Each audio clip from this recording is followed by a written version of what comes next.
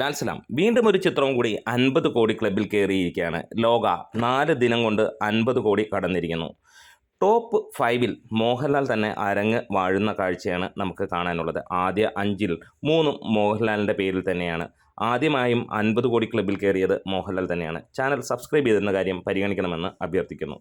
ഇവിടെ നമുക്ക് കാണാൻ കഴിയുകയാണ് ഏറ്റവും ഗംഭീരമായിട്ട് അതിവേഗത്തിൽ 50 കോടിയിലേക്ക് കടന്ന സിനിമകൾ.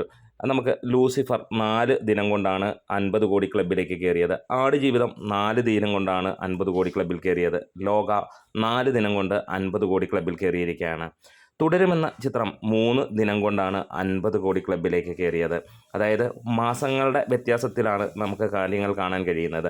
വീണ്ടും നമ്പർ 1 പൊസിഷനിൽ നിൽക്കുന്ന എമ്പുരാനാണ്. എമ്പുരാൻ പ്രീസെയിലൂടെ, അതായത് ഒരു ദിവസം സിനിമ പ്രദർശിപ്പിക്കുന്നതിന് മുമ്പ് തന്നെ എത്തിയതാണ്. അതായത് 0 ഡേയ്സ് എന്ന് തന്നെ നമുക്ക് പറയാം.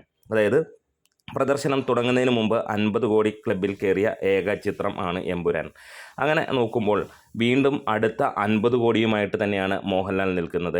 ഇവിടെ ഹൃദയപൂർവ്വം എന്ന സിനിമ ഇതിനോടകം തന്നെ 35 കോടിയും കടന്ന് നിൽക്കുകയാണ്. നമ്മളേവരും ഉറ്റുനോക്കുന്ന സിനിമയുടെ 50 കോടിയിലേക്കാണ്. ഒരുപക്ഷെ 6 ദിവസമായിരിക്കാം ആ സിനിമ 50 കോടിയിലേക്ക് എത്താൻ നിൽക്കുന്നത്.